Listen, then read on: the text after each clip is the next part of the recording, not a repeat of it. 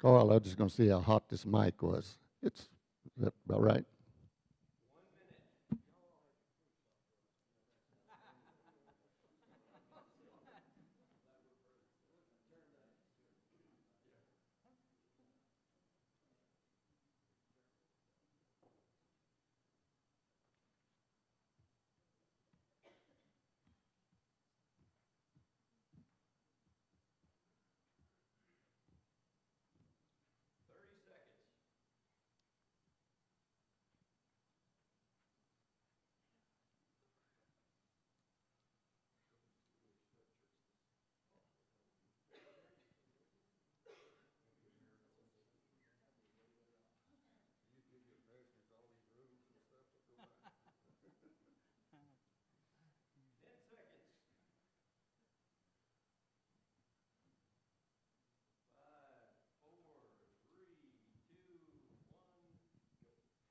Good evening from the historic Yam Theater in downtown Portales.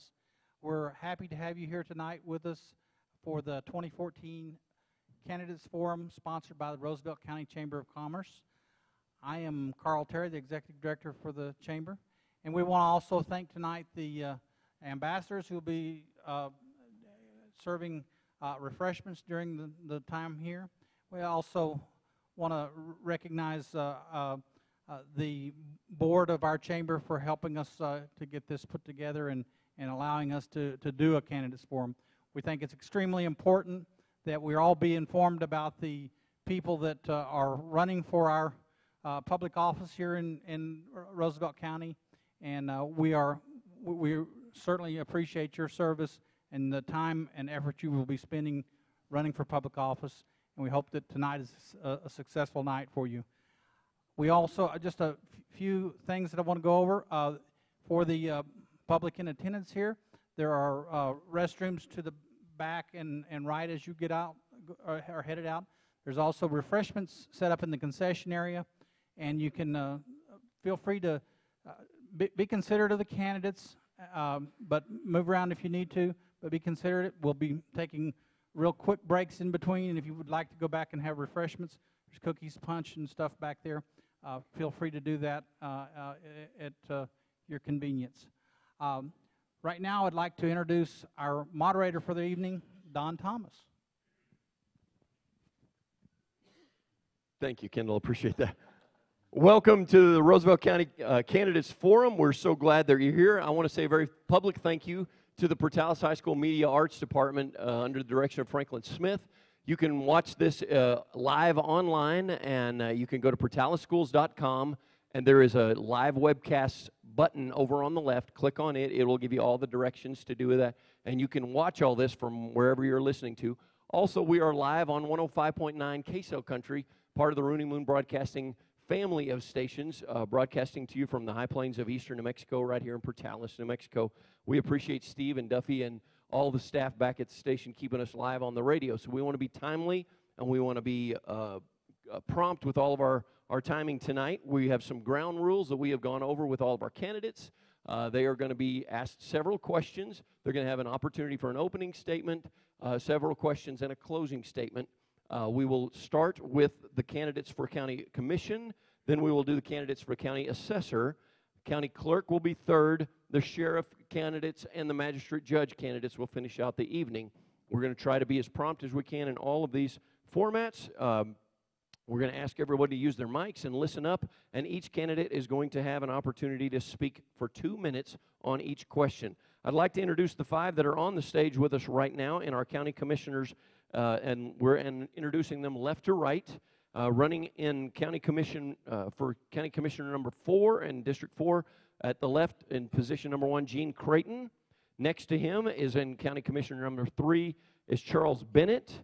Next to him, give us a wave if you're doing that, in county commission number section 3, Lewis Lee, often referred to as Shane, but is name listed as Lewis. We will call him Lewis tonight. Next to him is county commissioner from District 4, Scott Burton, and then running unopposed in District 5. In District 5 is Kendall Bazard. We don't really listen to him much. We put him down here on the end.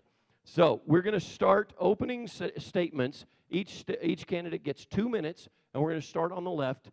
Please, a warm welcome for Mr. Gene Creighton. Thank you, Don and Carl, and thank the Chamber for having this deal, and we appreciate it. My name is Gene Creighton. I am running for Commissioner on the District 4. I'm married. My wife is Glenda. We've been married 44 years. I live at Elida.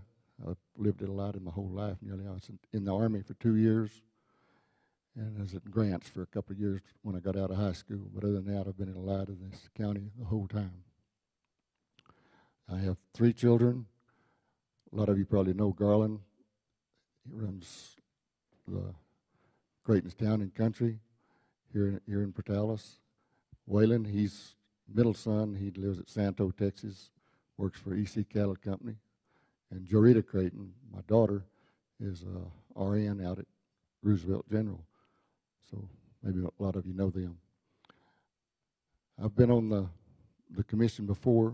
I went on in 2002 and went 8 years, 2 terms, termed out. And I had enjoyed it. I thought it was a good experience. I think we got a lot done for the county.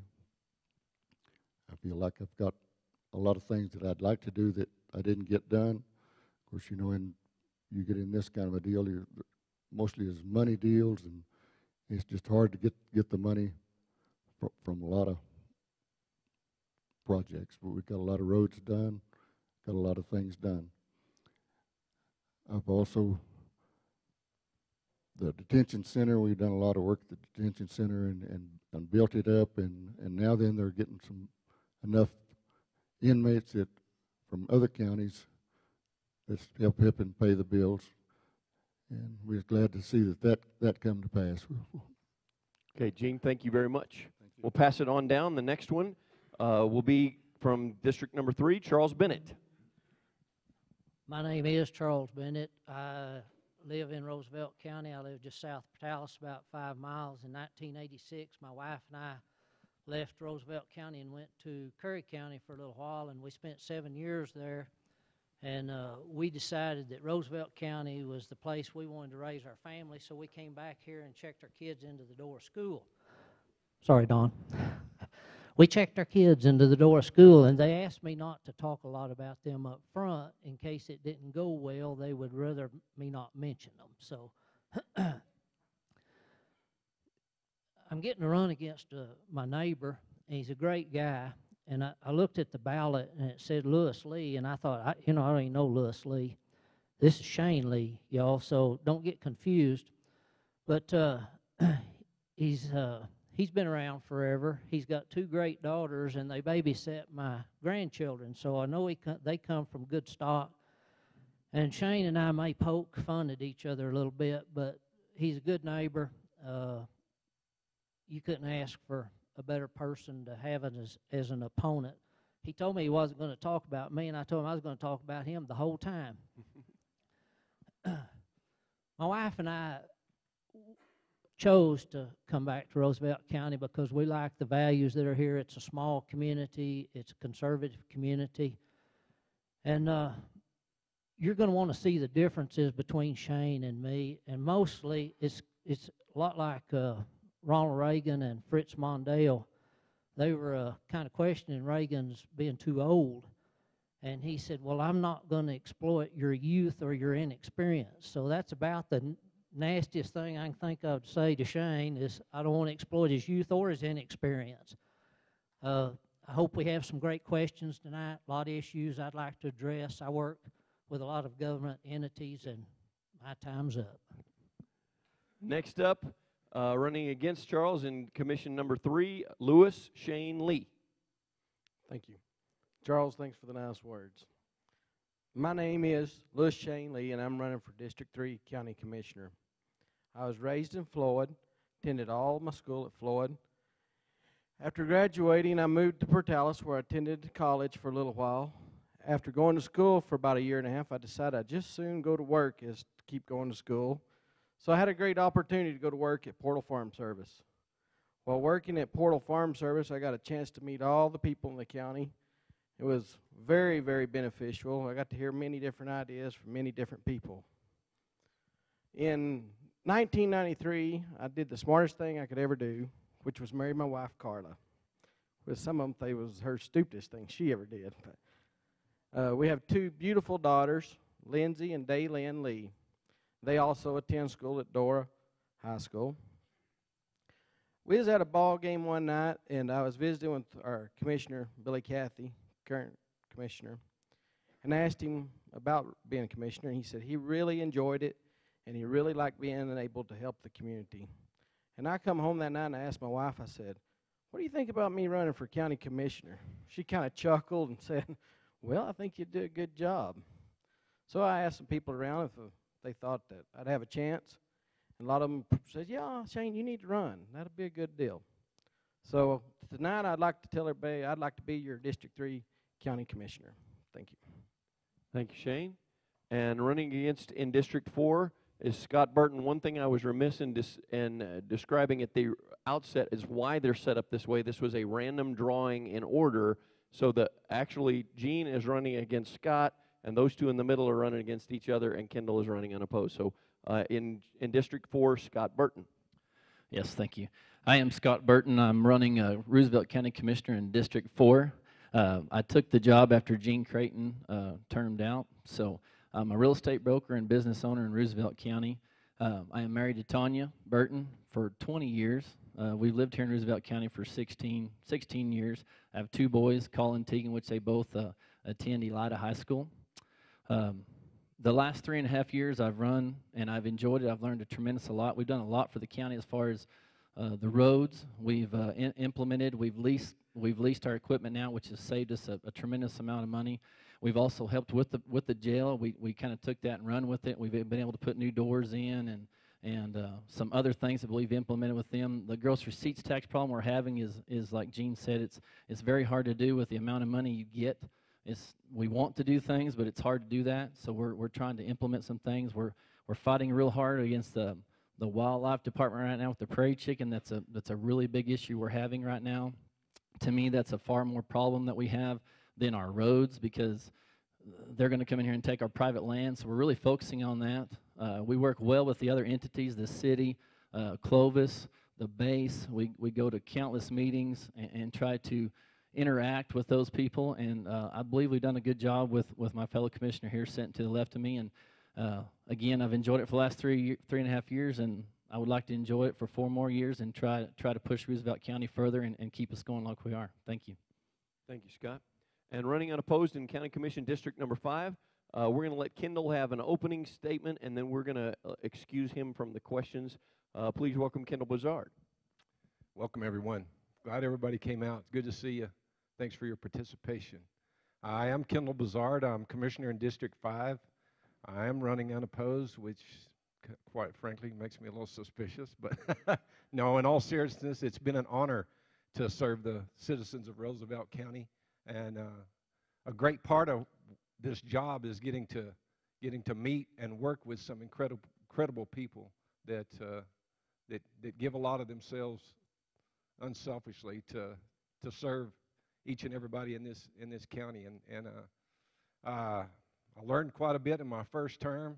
Went into it green, but it was a big learning curve. But we made it through, and I'm excited to serve a second term, and hopefully it'll be a lot more effective the second time. Thank you. Thank you very much, Kendall. Appreciate it. Now, as we said, we drafted early questions. We've drafted order, and since Gene started an opening statement, we're going to start going the other direction with our questions, and we're going to start right now with question number 1. So we'll start on the right here with Scott. Talk about the county budget. Does it need to be increased? Is money being wasted? What suggestions do you have for change on the county budget? Well, of course, that's a tough question to answer, because money is the main thing. Without the money, you can't do anything. So yeah, there's always places you can cut and things that you can do. Our biggest deal right now is our gross receipts tax. It's just it's fallen off because of the drought. The dairies are having to sell their cows. The ranchers are having to sell their cows. We're going south on that part of it, and so we're having a hard time. That makes it very difficult. with our manager we have now, she does an awesome job. She tells us what, she keeps us in line. She gives us something, we study it, we look at it, and we tell them where we need to cut and what we need to cut. We try not to cut. It's hard to cut a program as far as like the sheriff's department or something. It's hard to cut a program that does good for the county. You don't want to do that. It makes it difficult. That's probably the hardest part of this job right there, is when you do have to make a cut. And with the hospital now, where they're going to do the state pool, that's going to also affect us now. We're having to do that with our increment on our gross receipts tax. We're going to have to give that to the state. We don't know if we're going to get that back or not. That's very hard, and so that's something that needs to be worked on. And I think we're working very well with the hospital on that aspect of it, so it makes it very good. Thank you, sir. Go right on down the line. Talk about the county budget. What are your viewpoints on it? Increasing? Do you see money being wasted? What suggestions do you have for change? Well, I've not been involved in the county as they have as much, but I see opportunities in natural resources. There's lots of places. In Scott's district, they got wind chargers put in a few years ago. Well, it's been quite a while. It's really helped their school out. It's brought more money, brought jobs into Elida. I see an area that could use this to benefit it. I'm not going to come in and start trying to change everything off the bat. They're smart enough to not elect all new county commissioners right off the bat, so it'd be a learning curve at first. And I believe listening to your former commissioners would be a very, very smart thing to do. Like they said, Charlene's been doing a great job. Probably listen to her and Scott or Gene, who have also served, and Kendall. The budget, like I said, I haven't been involved in it, so I don't know where all of it's spent. I don't see cutting the sheriff's department any, because protection for our children, I think, is one of the most important things we can look at. And even the rural areas with the fire departments, with wildfires and our droughts, we need to see if we can help them out just a little bit. Thank you. Thank you very much, Shane. Continuing on over to Charles. County budget, what changes, what do you see that needs to be increased or changed? What suggestions do you have? I'm not that familiar with the county budget as it is today, but some of the problems that I see is the drought that has definitely hurt our income aspect. That will eventually be overcome. It'll rain again someday, but there's some real serious concerns that government interference is probably the biggest one that we have. We have a situation out at the bombing range. There was a wind farm there that was going to go in because of the new mission. They elected not to build there. The Fish and Game came in and they listed the prairie chicken. There's a wind farm being considered between Door and Elida. There's mitigation fees that are going to have to be paid on those wind towers if they build there. So there's lots of government regulation that are creating situations where economic development that would normally come into our county could be driven away. And that's something that I think is going to demand a lot of attention. The wind farm at between Door and Elida is a situation that hopefully they'll be able to negotiate some mitigation fees that are affordable for the company, and they'll go ahead and build there, because we all know we have plenty of wind, and if we could capitalize on that, well, we need to do that. But we've got problems with irrigation. Our water's going away. That's another situation that we need to recruit industry, but we need industry that does not require large amounts of water. So there's a lot of things that we can address, but one of the things that we've got to get control of is interference by outside government entities coming in and tell us what we can and can't do as far as raise money for our gross receipts, because I'd rather do it through building industry than I had to see increases in rates. Thank you very much. And Gene, since you get to go last, you heard everybody else's comments on the budget. What are your comments on the budget? What needs to be increased? What are some areas that you see that need to be changed? Well, really, our budget it's always tight. I mean, Charlene will tell you that every department wants to have more money and grow their department. That's good, because they want to do the better job. But it comes down to where, there's just not that much money to divvy up. So I think we need to look at new ways to increase our budget. a lot of it we can work with Santa Fe, the legislators. Keith Gardner, he's the new chief of staff with Governor Martinez. We've had a lot of dealings with him, and he'll try to help us if we can get any kind of business coming into this part of the state. And regulations, if we can get them to cut the regulations on this oil, because they're drilling all over the edge of Texas. They don't want to drill here because it costs them too much money to drill. They're supposedly got a new line of prospective wells runs from South Valida plumb to the state line over through Medora, if they could drill on it, but they don't want to drill on it because it costs too much money. So we need to really lobby hard and try to get some of those regulations cut down in the state, because most of the federal we can't do much about, which we really need, and that's the only thing that's going to help the whole country. Is we're going to have to change the federal government, because they're throwing the money away faster than they can collect it. So thank you. All right, Gene, thanks, but keep the mic. You're going to start there again. We're going to go back the other direction. We're just going to keep going. So question number 2, what ideas do you have for controlling costs at the jail? Really, they've done a real good job, it seemed like, at the jail when I was in. I'm not sure what they've done now, but I'm sure it's the same. But one thing that I like to, or tried to get done and never did have any luck with it, was make them put in a large garden out there behind we've got the room, we've got some water out there. We could go in there and have enough inmates they could raise a huge garden. And they could really cut their cost if they do it.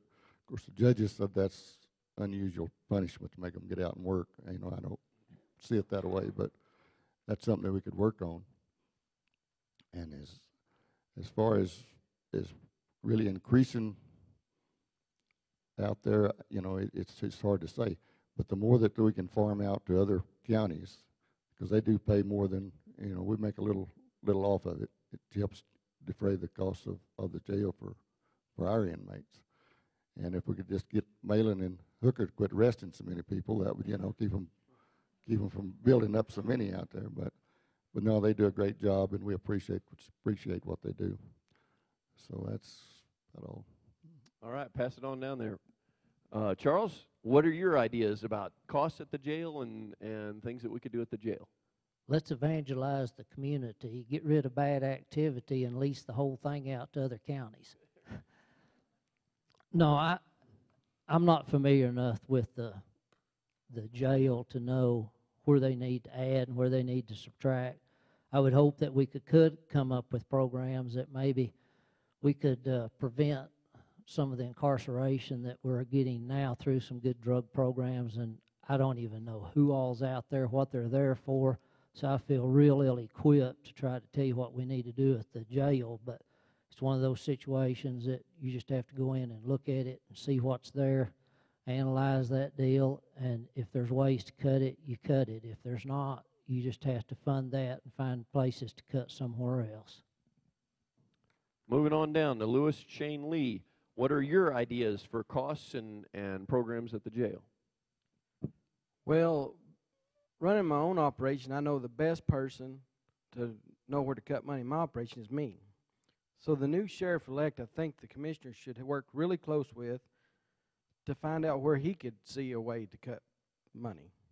Because he's there every day. He sees what's coming in, what's going out. And we'd have to have a good relationship with him to make sure that we believe in what he's saying. As the Charles and them said, I'm not real for sure with the budget of the jail because I've never went to jail. That's a good thing. But I believe that keeping close with the sheriff and his staff, and listening would probably be the best thing for the commission on that deal. Okay. And last but not least, Scott Burton, what are your viewpoints on the jail? Well, as far as the jail goes, we have a guy out there named David that he runs the jail probably better than we've had in several years. He keeps the thing run very well. We did get a gardening implemented into that, which we do allow the prisoners to go out and work in that garden. And they grew so much stuff last year that we could have had a hard time getting rid of it. So it was very good. You cannot work somebody that's not found guilty yet. That's a problem. I wish we could change that, because they can just sit in there and they just come there and sit down.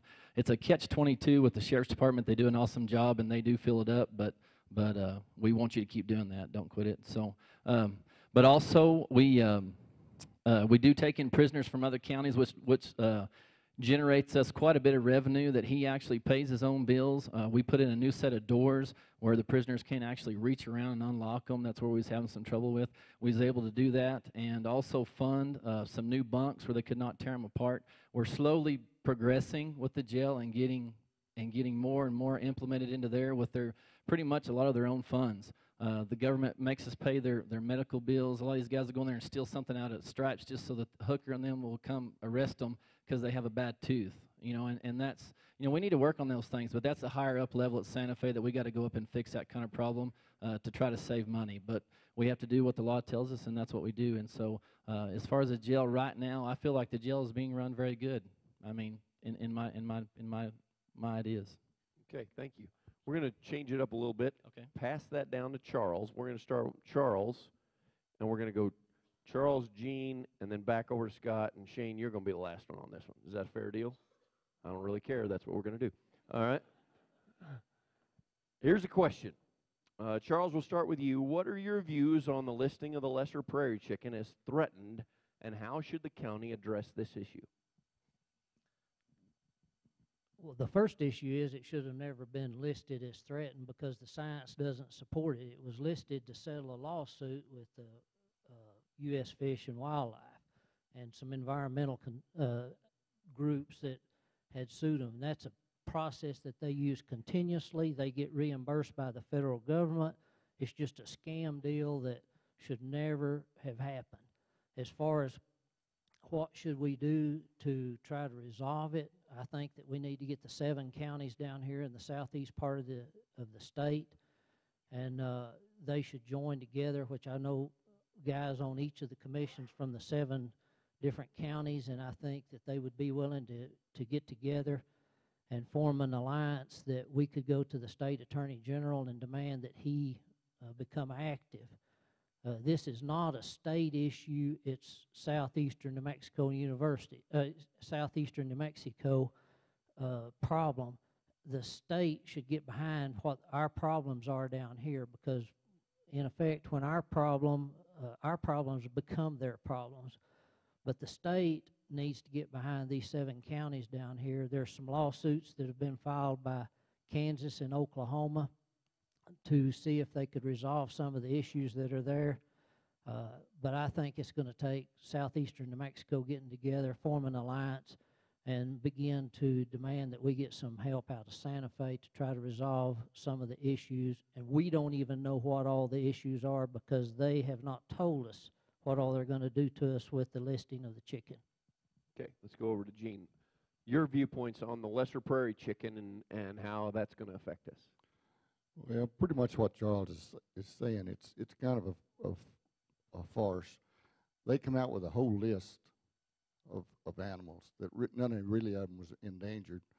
But they started with the prairie dog. We went with that for a while. We had a round and round with that, and they finally dropped that. Then they come out with the lizard, sandhill lizard out here. Went round and round with that. Now then they've got on a prairie chicken, and they've got one right behind it. I don't know what it'll be if we resolve this one. So it's not really a state issue. It's a federal issue. If we got to do something with people that have nothing else to do but think up regulations that somebody else has got to adhere to, because it costs.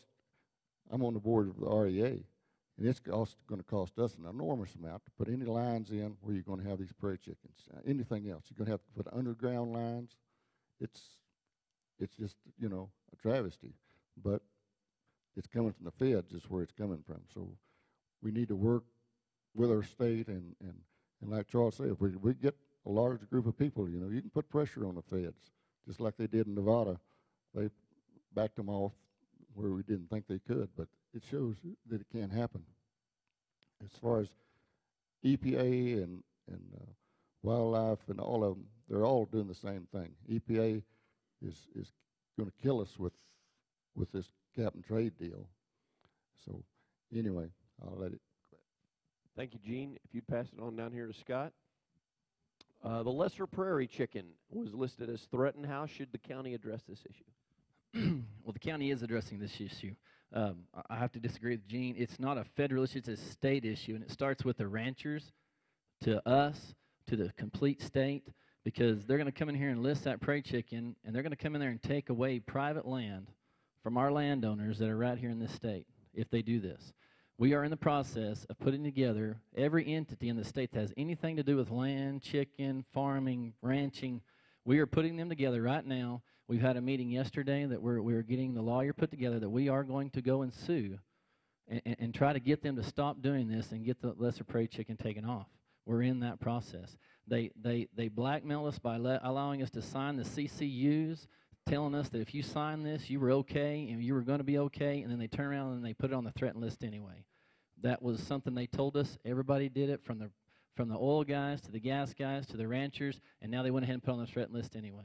It's costing the oil men millions of dollars to and it's with the lizard too. You have to drill it sideways. You can't go in there. The electric company has to put the electric line underground. But we are in the process of doing this. My fellow commissioner, Mr. Bizarre, has worked tirelessly on trying to get this done. We've all worked together, and it is in the process. It's going to be it's not going to be just a chicken. It'll be the lizard. It's going to be a jumping jackrabbit rabbit. It's going to be a something down the line. But if you stop fighting them, they're going to take your land, whether it's state, BLM, or deeded. And Charles is right. If we don't stop fighting them, they're going to come get it and take it away from you. And so my commission is dedicated to doing that, and I'd like to finish that. Pass it on over to Shane, and we'll let you finish this question out. Lewis, Shane Lee, would you tell us what your viewpoints are on the lesser prairie chicken and how the county commission could deal with that? Well, as Charles said earlier, it will rain again, and when it rains, the lesser prairie chicken will come back. The prairie chicken flourished in this area because of farming and rain. Milo farmers were very beneficial to the lesser prairie chicken because the prairie chicken had plenty of feed. It was raining, had plenty of nesting. Well, with the drought, there's less feed, there's less water. There's more demand on the hunting of prairie chickens by coyotes and other wildlife. As Scott said, I think we need to start lawsuits with our state senators, pushing people. Stuart Ingle will be a great backer. As commissioners, we need to go to Santa Fe as often as we can and let them know that we don't want to stand for our lands to be taken by the naturalists wanting to save the prairie chicken. The prairie chicken will come back when it rains, and that's what I believe. Thank you. Thank you, Shane. We're going to move into closing arguments now, or closing statements, not arguments, closing statements, and we're going to start with Scott on this end, so move the mic back here, and what we're going to do is give you 2 minutes to address any other issue that we may not have asked about, and any other comments that would encourage people to vote for you.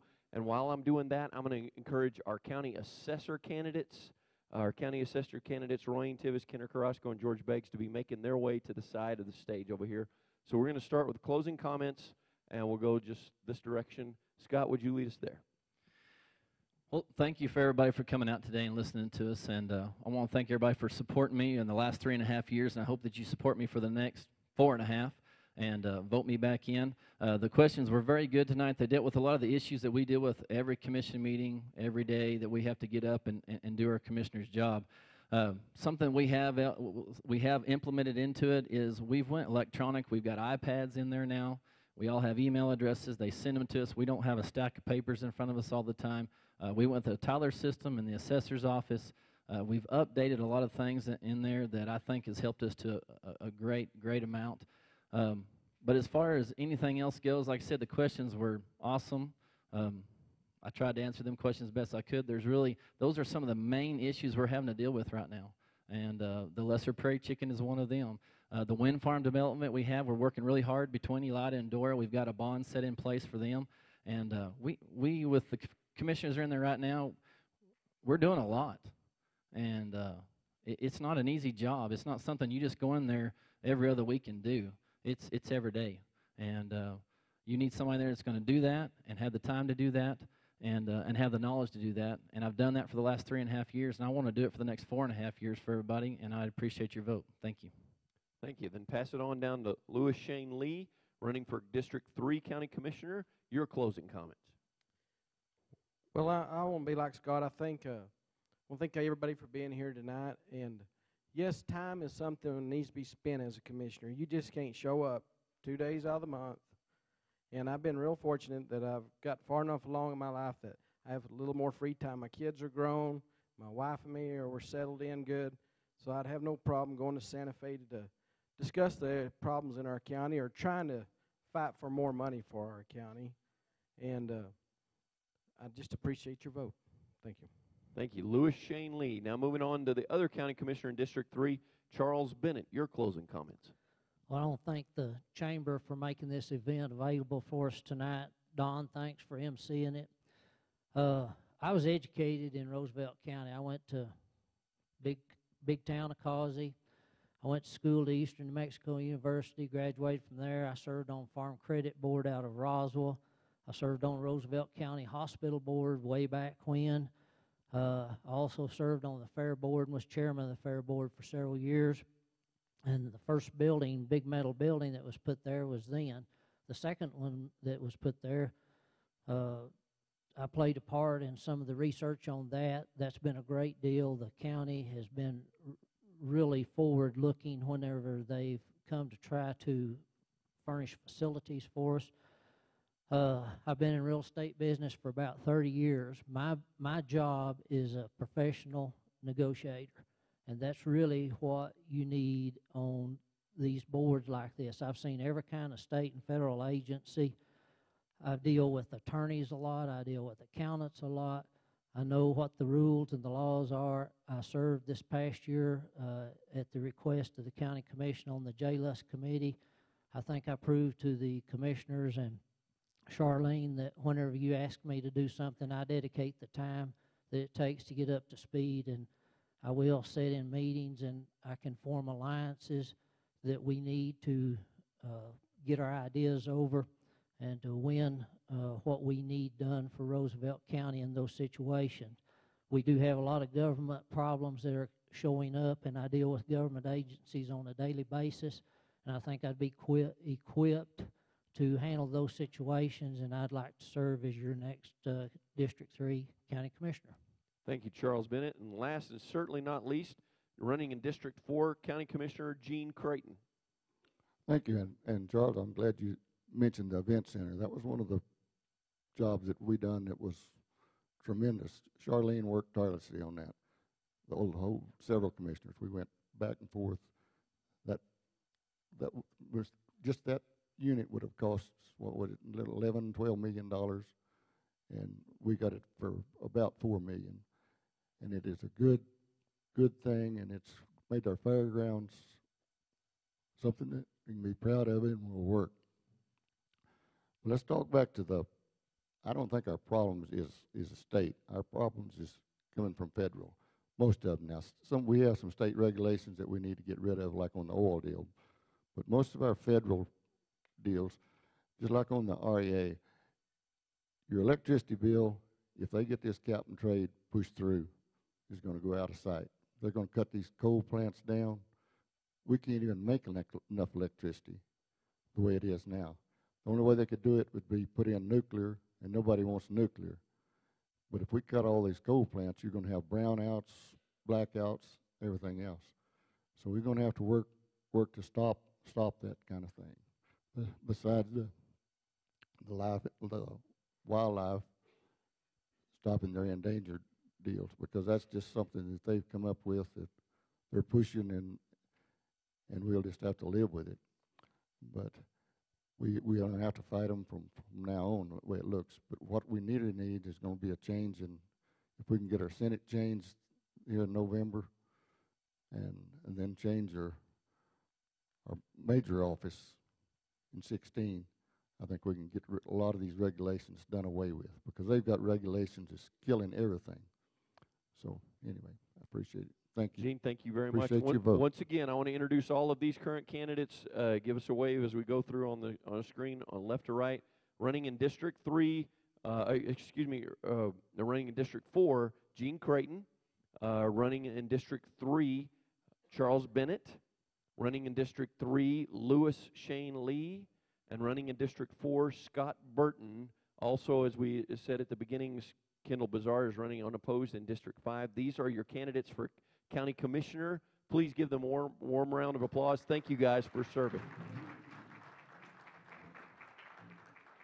Once again, if you're just tuning in online or if you're tuning in on the radio, you're listening to the Roosevelt County Candidates Forum. We're broadcasting live from the Roosevelt County, the historic Yam Theater in downtown Main Street, Portales.